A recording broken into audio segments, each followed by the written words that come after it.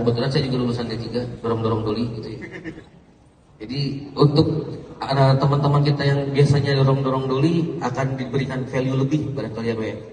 Dia bisa mendapatkan value yang lebih sehingga lebih humanity ya Pak ya, di upgrade keberadaannya. Dan tadi sistem integrasi juga. Jadi tidak sekonyong-konyong kita mengimplementasi sistem baru harus flip out gitu ya. Tiba-tiba berganti sistem dengan sistem yang baru ternyata bisa diintegrasikan dengan bantuan dari timnya Pak Sony ya, Pak Sony. Terima kasih dan saya tangkap itu benar-benar pack solution gitu ya untuk mobility di warehouse dan smart factory ya Pak ya. Sekali lagi tepuk tangan buat Pak Agus Bapak. Baik, terima kasih tadi dari Pak Agus sebagai provider kita, sebagai provider Bapak-bapak semua, calon supplier kita Pak ya, semoga ya Pak ya, semoga rezekinya Pak. Berikutnya dari user MPOS barangkali ya Pak ya. Dari Pak Remo Permana dari PT Sharp, waktu dan tempat saya persilakan. Terima kasih Pak Faisal. Assalamualaikum warahmatullahi wabarakatuh. Selamat sore. Perkenalkan saya Reno Permana dari bagian General Affair dan Utility. Jadi saya kerja di Sharp Electronic Indonesia, itu sebuah pabrik manufaktur elektronik. Jadi seperti yang dibilang sama Pak Faisal tadi, saya user ya dari Titan. Sebenarnya simple, dari kita itu merubah dari forklift diesel menjadi forklift listrik.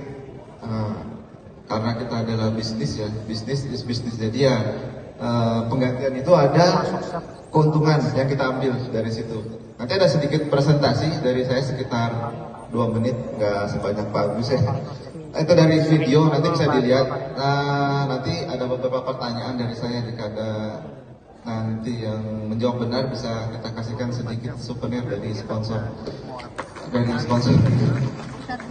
Boleh kita mulai dulu ya videonya. Ini sebelumnya bahwa ini pabrik kita. Oke, kita sama-sama nonton. Mandiri daripada anak. Kita susu apa kan bisa dibikin rumahnya. Ini beban berapa gitu?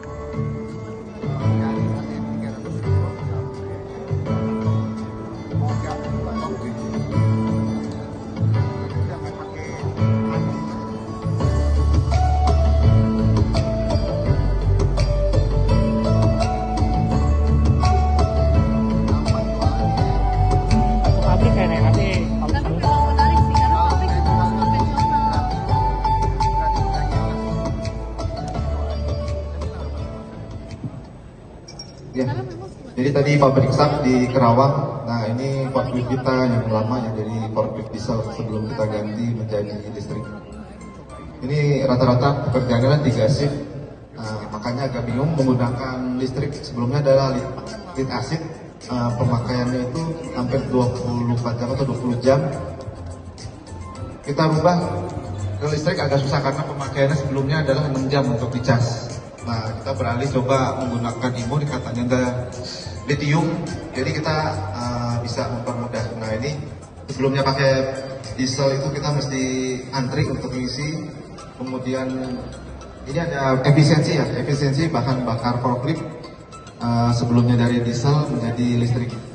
Nah jadi kita ada 52 forklift sekarang untuk listrik. Dari 52 ini sekitar 25 ton, rata-rata itu pemakaian 3 shift. Ada 3 lokasi, Surabaya, Jakarta, dan Kerawang. Paling banyak di Kerawang, karena pabrik kita ada di Kerawang. Ini adalah sistem telematik yang ada di unit forklift tersebut. Jadi kita bisa melihat kapan forklift itu nyala, kapan itu mati. Dan di sebelah kanan ini adalah pemakaian total dari forklift itu untuk listrik, bisa dari harian ataupun bulanan. Nah ini bisa dilihat detailnya, ada pemakaian harian ya, setiap hari itu satu forklift berapa kWh yang diperlukan. Nah dari situ kita hitung tuh berapa biayanya. Nah sebelumnya ini solar itu ada 43 juta yang diperlukan untuk satu forklift. Dialihkan ke listrik itu bisa berubah jadi 5 juta atau 88%. Ini sangat besar sekali ya untuk satu forklift. Sedangkan kita ada 52 forklift. 52 forklift itu berapa sih dia yang bisa di saving? Itu dalam 6 bulan tuh bisa sampai 2 miliar. dari pembelian forklift, dari pembelian solar aja. Jadi dengan perubahan kecil ya, dari selain dari tambahan benefit untuk listriknya itu